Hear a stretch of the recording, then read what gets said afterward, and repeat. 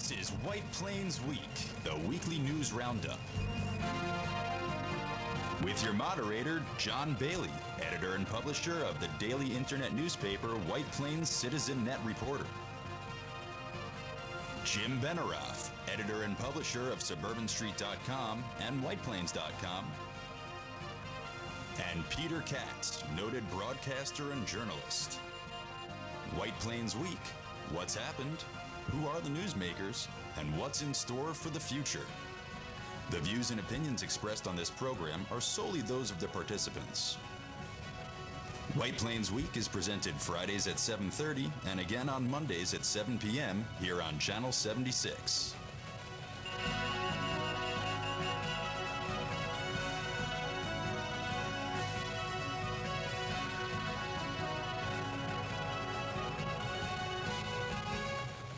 Now, White Plains Week. Good evening, Mr. and Mrs. White Plains voters, especially the 750 of you, approximately, who voted in the school board election Tuesday. Congratulations. We're proud of you. John Bailey with Jim Benerofe, the scribe for since the beginning of time in White Plains, and the correspondent for all seasons, Peter Katz. And right now, we go to the headlines. And here are the stories for the week of May 20th, 2016. Donald Trump disputes his taxes with Ossining. Westchester acting district attorney charges alleged getaway driver in White Plains revenge killing. County offers free mosquito egg-eating minnows at county airport Saturday, 11 a.m. to 6 p.m. in anti-Zika West Nile virus effort. City passes lowest tax increase in 16 years, gives 1.5% raises to management. Lowest voter turnout in 16 years, passes school budget, Capital Reserve Fund. Playland entrance fees stay same, but complexity is confounding. Paul Feiner concerned about lack of business along Central Avenue. Lois Braun's Center celebrates 50th anniversary next Thursday. Beautification Foundation seeks donors for flower basket repair. Women's Club hosts jazz in the Gardens, June 9th. City commemorates reading of Declaration of Independence in Tibbetts Park, June 18th. Morley Safer, CBS News correspondent, passes away. Thank you, Jim, and welcome back after being on assignment in the Windy City. We'll talk about that a little later. Peter, yes. Welcome. Thank you, John. And let's go to the You can't make Rolo Newsreel March You of can't Time. make this stuff up. It's so folks, smooth. can It's you? the smoothest show in television, I gotta tell you. And right now, the Rolo Newsreel March Time is showing real strong activity down on Bank Street. We have a prank crane poised to start building stories. Is that what you Yes. think is going to happen, Jim? Yes. Right. And in fact, today they were pouring concrete, Yes. I think in the foundation when I drove into the studio. This is on the Bank Street project, where Yes, they're going right. to put up another apartment building Yes. and some other stuff there. Right. And they had been digging. It was a brownfield site. Right. And so they've done the remediation on Right. the contamination Almost. which existed. Yes, exactly. And so now they can start building. Right, and on a nice, clean site. But actually, it's good to see that project 9 years before we really started it. So hopefully they'll knock it off in, what do you figure, 3 years? No, less than Oh, that. 2? No, I would say 18 months. Yeah. Probably. Okay, well, let's hope so. Good. We definitely need some activity down there. And now, we have tax news. Tell us about the tax news, Peter. You know something? What? Donald Trump refuses to release his tax returns, right? As everyone has done back to as far as Richard Nixon, actually. Mm-hmm. But things about Trump's taxes have started to come out right here in Westchester because of this. Each candidate for federal office is required to file a financial disclosure form. In his financial disclosure, which is filed with the federal government and now is a public document, Trump says that his Briarcliff Golf Club, this golf course he owns here in Westchester, is worth $50 million. However, keep that figure in mind. In Ossining, the town assessor says, wait a minute, we have it on our tax rolls as being assessed at $14.3 million. Mm-hmm. And Trump's lawyers have been in, and they're trying to get us to knock that assessment down, and they claim this golf course is only worth $1.4 million. So well, how can it be that Donald Trump can claim for the whole world to see that this golf course is worth $50 million, while his lawyers are claiming it's only worth $1.4 million? But he's a man who knows figures, right? In more ways than one. Yeah, it's true. So we hear. You would never make that mistake, Jim. Right? Right. No way. Right. Man who knows real estate. Right? Now, Trump's critics say, well, the reason that he won't disclose his income tax returns is that he's trying to hide something. Maybe he's trying to hide his net worth. Maybe he's trying to hide his income. Maybe he's trying to hide the fact that he doesn't pay any taxes. Maybe he's trying to hide the fact that he doesn't make charitable contributions. But if he really doesn't do all those things, as you say he does, I mean, a lot of America admire that. That's the amazing thing, and that's what makes this whole election season so far being an exercise going through the looking glass. The more that Trump distorts, the more he lies, the more he refuses to give you the facts, the more support he gets from the voters. But the facts, if the real facts get distorted and are discredited, and that has been what has been the hallmark of this campaign. Facts are ignored. The guy seems to be coated with Teflon. It runs right off. You can throw anything at the guy, and it just runs right off him. But now, the latest example, let me just point out something to you. We all know about the crash of the EgyptAir Airbus A320 in the Mediterranean. Mm-hmm. This was Flight 804. We know that there were like 53 passengers on board and the crew and 3 air marshals on board for protection, okay? Trump yesterday did a fundraiser for New Jersey Governor Chris Christie. Now, Trump had said, I'll never do any fundraisers. I don't like fundraisers. Okay, so here he is doing a fundraiser that he said he'll never do. At the fundraiser, he said that this tragedy was caused by terrorism. He said anyone who doesn't believe that a bomb blew up this plane is 100% wrong, he said. And he said that having no facts to go on, no evidence. Just this morning, as we're recording this, a couple of hours before we're doing the show here, they found the wreckage. They found where this airplane went down in the Mediterranean. Mm-hmm. That means that in the next weeks, maybe months, but hopefully in the next weeks, they will be able to pinpoint the location of the main wreckage on the floor of the Mediterranean. They will be able to send down equipment to recover the flight data recorder and the cockpit voice recorder. And then we will have the facts. We will know what happened. There will be evidence to show, was this a bomb? Was it a mechanical problem? Can't jump to conclusions. You cannot jump to conclusions, as Mr. Trump has done.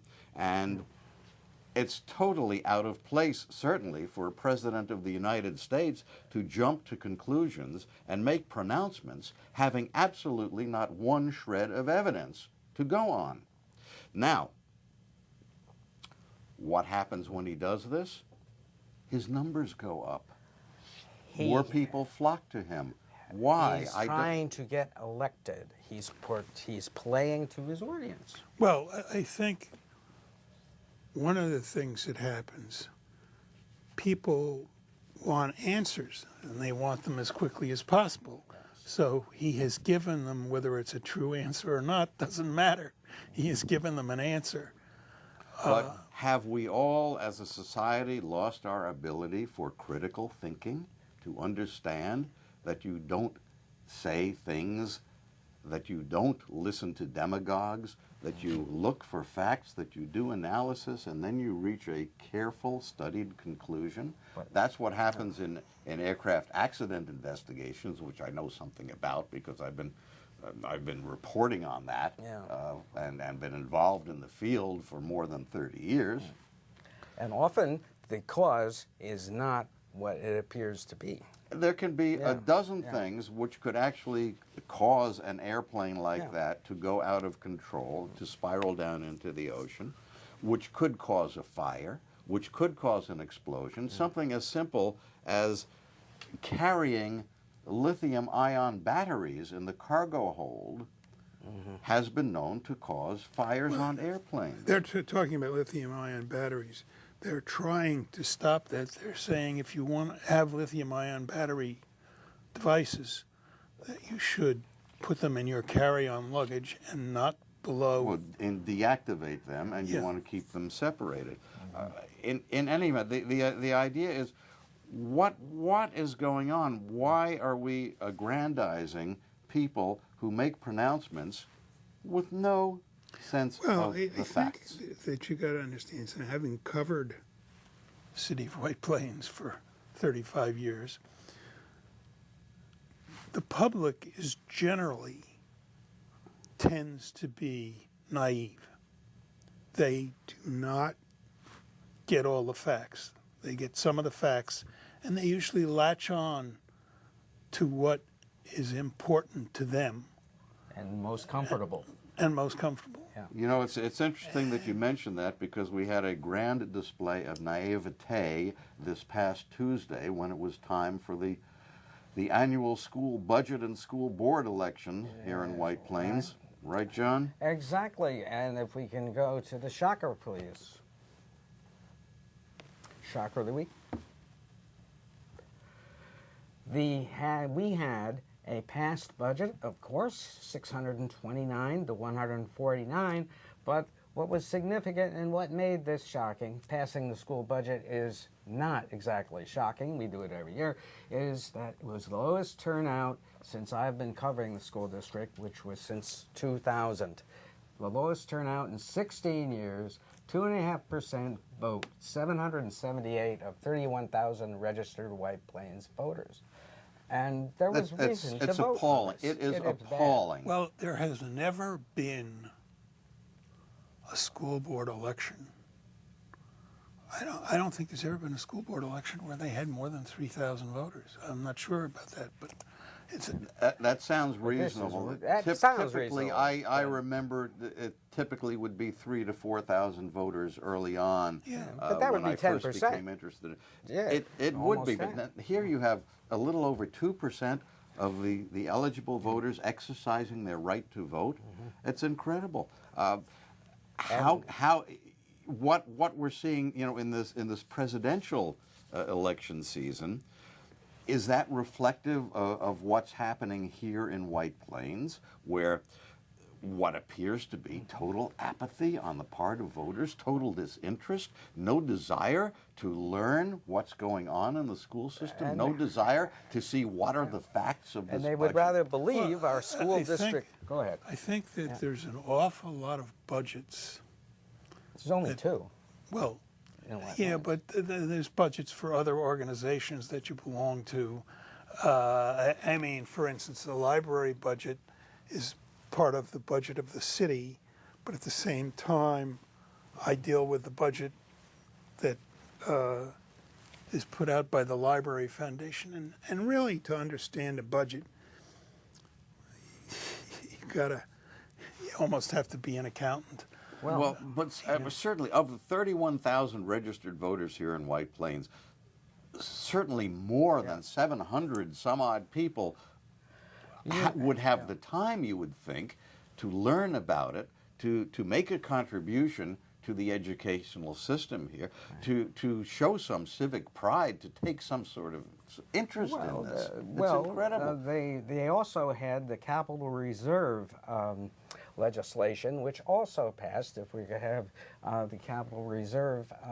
And that was an element which doesn't appear all the time. And what they want to do, they want to set up this new fund of $25 million. Right.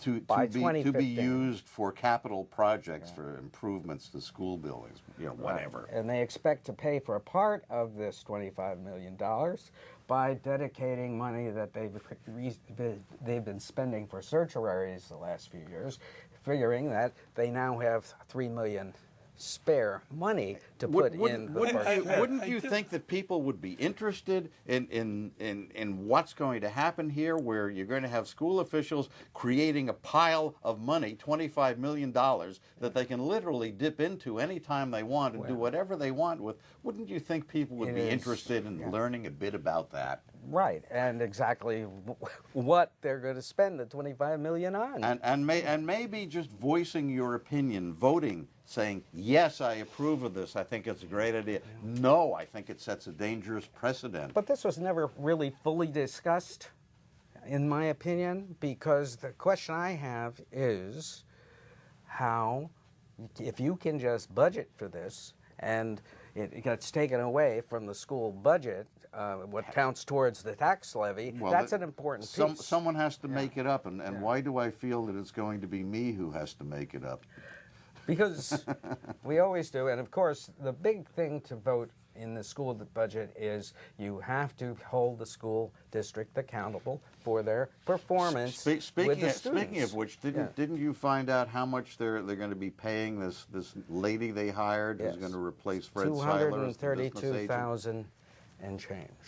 And you also found out, I believe, that she really, her experience is not with a school budget the size of White Plains. No, it's not. But, you've done one budget, you've done them all in the school business. Right? Even though it's less than half of what you will be doing. Is she experienced with school budgets? Well, yes, she's done a lot. Yes.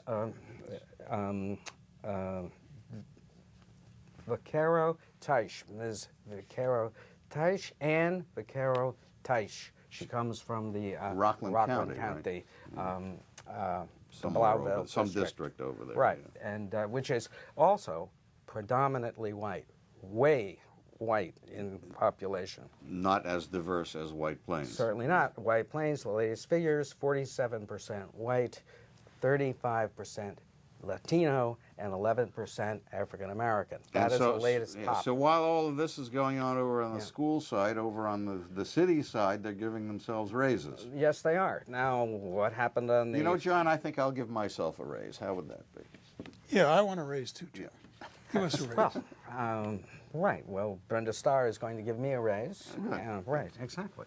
So anyway, the city budget passes slide 5. There we go, and there it is. Lowest tax increase in 16 years, 0.1%. So we did not record exactly what that means in terms of taxes. Maybe $20, $30 or so.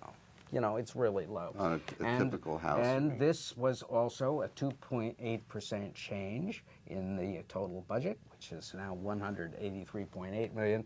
Now, what they did do was they did give a round of raises to management. Let's have the first one, and that just shows you the range of the new salaries that take effect July 1st, and the amount on the right is the increase they're getting year to year. And this is some of the higher paid salaries. Now, finished reading, folks. Next slide. And then we continue on down there, and raises, the new pay is the first figure, and the amount they're increased is the second figure.